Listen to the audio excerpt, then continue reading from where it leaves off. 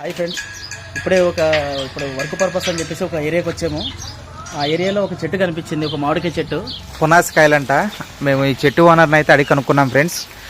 ఈ చెట్టుకి కొంచెం కాయలు ఎక్కువ ఉండడం వల్ల పిల్లలు తెంపేస్తారని చెప్పేసి నా సార్ అయితే ఇదిగో క్లాత్తో ఇలా ప్రొటెక్ట్ చేశారు. కట్టారండి ఇట్లా.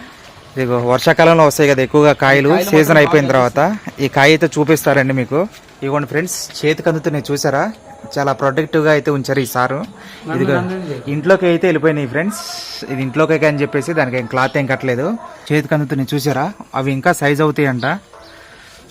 ఇవన్నీ కట్ చేయకుండా అలా ఉంచేశారు. అవి వచ్చి కాయలు అయితే చాలా వచ్చినాయి ఫ్రెండ్స్, అవి కనిపిస్తున్నాయి కదా. కాయలు టేస్ట్ అయితే ఫుల్గా ఉంటుందంట ఫ్రెండ్స్. ఎండాకాలం మనకు సీజన్లో ఎలా వస్తుందో అలా వచ్చింది ఫ్రెండ్స్. కాయలు అయితే ఇదిగో చూసారా, చేతికి అందుతున్నాయి. ఇదిగోండి ఇవన్నీ కాయలే.